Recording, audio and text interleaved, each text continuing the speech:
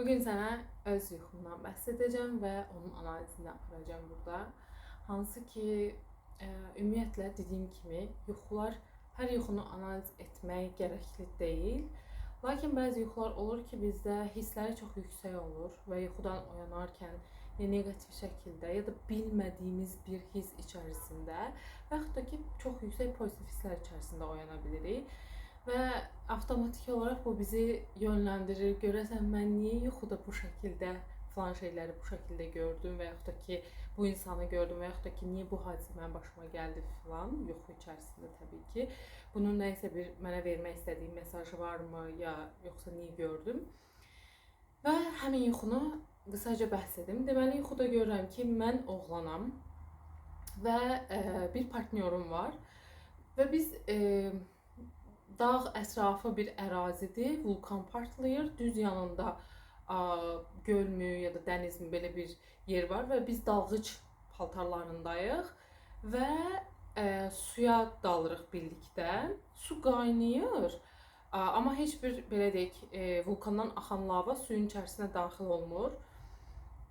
Suya daxil olduqdan sonra biraz aşağı indikdə su da durudur. Hər şey aydın bir şəkildə sezə bilirəm yuxunun içərisində. Və özümə də onu xatırlayıram ki, oğlan olmağım qəribə bir his kimi gəlir və özümü yetəri qədər o kişi enerjisi, maskulinlik dediyimiz enerji, hansı ki qoruma, rasional davranma, sahib çıxma, ətrafa bələdçilik, o hissləri tam olaraq da əks etdirə bilmirəm və bir nöqtədə hansı ki özümü yəni kişi olaraq o gücdə hiss etmirəm, amma eyni zamanda da belə deyək, kişi obrazındayam. O anda bütün bunları hiss edərkən qız kimdir heç yəni tanımıram, üzünü falan heç nəyi xatırlamıram. Sadəcə məndən biraz yuxarıdaydı suda və onun sağ ayağının alışıb yandığını və qışqıraraq anidən yox olduğunu görürəm yuxuda. Və qəribə şəkildə yuxuda aşırı kədərlənmək əvəzinə qorxu hiss edirəm və sonra onu axtarmağa başladım. Çünki yəni ayağı alışdı və anidən yox oldu. Ortada belə deyək, ona dair bir şeylər olmalıdır, qalıntı olmalıdır əslində və axtararkən suyun içərisində görürəm ki, orada qəribə hisslər hiss edirəm. Yəni heç olmadığım bir yerin aurasının hissi və fərqli varlıqlar varmış kimi, amma tam olaraq da xatırlamıram orasını. Sadəcə xatırladığım şey, bir otaqla qarşılaşıram. Otaq qıfılla bağlıdır və otağa əslində daxil ola bilərəm, amma otaqda nə olduğunu bilməmək və otağa daxil olmaq mənə ürkütücü gəlir. Sadəcə ara hissə açıq olur, yəni belə deyək, qapıdakı dəlikdən, deşiklərdən mən otağın içərisini izləyirəm və görürəm ki, otaq işıqlı, normal, adi bir otaqda əşyası olan, yəni heç bir şey də yoxdur içərisində və oyandığımı xatırlayıram. İndi gəl baxaq, bu yuxu əslində nə demək istəyibmiş mənə ki, çox heyrətləndim. Ümumiyyətlə, mən yuxu analizini çox sevən insanam. Çünki yuxular, biz deyirik, əşi, yuxudur da deyib heç zaman keçməmişəm. Çünki həmişə inanmışam ki, hətta mən psixologiya tələbəsi olmazdan öncə uşaqlığımdan yuxularımla çox yaxşı bağ quran bir insan olduğumu düşünürdüm və onların bir dili olduğunu inanırdım. Çünki ola bilməz ki, adi sıradan bir şey sənə bu cür güclü hisslər versin. Yəni bu əgər əşi deyib keçəcəyimiz bir şeydirsə və yuxu bizim dərin şuuraltımızla və eyni zamanda şuurumuzdan ora gedən bir körpüdür. Yəni onun üçün də çox dəyərlidir. Və gəl baxaq, yuxuma keçək. Əslində çox qəribə bir şeylər baş verir, belə deyim. Mən ilk öncə başlayaq. Gəl ilk öncə ümumi analizlər verək. Vulkan nədir məsələn? Vulkan bilirik ki, o zaman baş verir ki, bir dağın içərisində əslində yığılmış enerjinin üzə çıxmasıdır, belə deyə bilərik. Yuxuda bunu görmək isə vulkan partlaması, bastırılmış olan bir şeylərin üzə çıxmasından bəhs edir.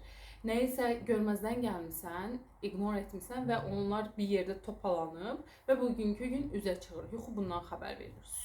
Su bizim emosiyalarımız, eyni zamanda da şualtımızla əlaqəlidir və orada ikimiz də dalğıc geyimində suya daxil oluruq. Çünki normalda yəni insan suyun içərisində nəfəs ala bilmir və bizim orada çox qalmağımız gərəklidir demək ki. Və bunu belə analiz edə bilərik. Məsələn, gördüm ki, mən normalda emosiyalarımdan çox yaxşı bağ quran, onlarla üzləşən, onu qəbul edən bir insanam və su şuuraltımız və emosiyalarımızla əlaqəli bir simvol olduğu üçün, onu simvolizə etdiyi üçün ora daxil olmaq dalğıc geyimində bu deməkdir ki, biraz daha məsələn, hansısa bir negativ emosiya varsa, ona qarşı məndə bir immunitet, bir bariyer var. Yəni birbaşa o emosiyaya məruz qalmayacağam.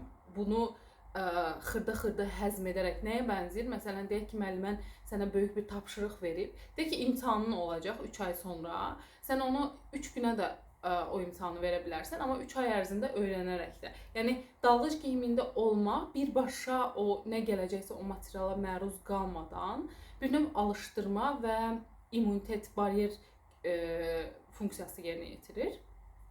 Sonra yuxuda mənə məsələn orada ən maraqlı gələn bir şeylərdən birisi özümü oğlan obrazında görmək idim. Çünki uzun illərdir ki, belə bir obrazda özümü görməmişdim və doğrudan da maraq, sual doğuracaq qismi budur ki, axı sən qadınsansa normal həyatında və yaxud da kişisənsə necə özünü digər cinsin obrazında görə bilərsən? Olmadığın bir şey kimi necə görə bilərsən? Burada Carl Jung'un yanaşması çox-çox yerinə düşür. Gəl baxaq, əslində hər birimizdə, qadında və kişidə hər iki cinsin xüsusiyyətləri var. Nədir ümumiyyətlə xüsusiyyətlər? Biz nə görmüşük? Məsələn, qadınlara hansı xüsusiyyətlər ətf edilir? Şəfqətli olmaq, birisinin qayğısına qalmaq, yaradıcı olmaq, yumuşaq olmaq, elastik olmaq deyə bilərik. Və s. kimi. Amma bu xüsusiyyətlərin eynisi əslində kişidə də var. Problem nə vaxt başlayır? Məsələn, mən qadınam, düzdürmü? Mən normalda qadınlar daha çox indiyə qədər nə deyilirdi? Son əsrə qədər evdə olmalıdır, ailəsinə baxmalıdır, təmizlik işləridir, yəni yemək bişirməkdir və s. kimi bu kimi işlər qadının vəzifəsinə daxil idi. Amma bilirik ki, hal-hazırda dünyada bu vəziyyət tamamilə dəyişib. Yəni qadın çöldə də işləyə bilir. Çöldə işləmək isə kişiyə xas bir xüsusiyyətidir. Yəni eril enerjinin xüsusiyyətidir. Hansı ki, belə deyək, assertiv olmaq, çöl işlərində ətrafa bələdçilik, öz sözünü demə, bir şeyi başlatma, sona gətirmə və s. kimi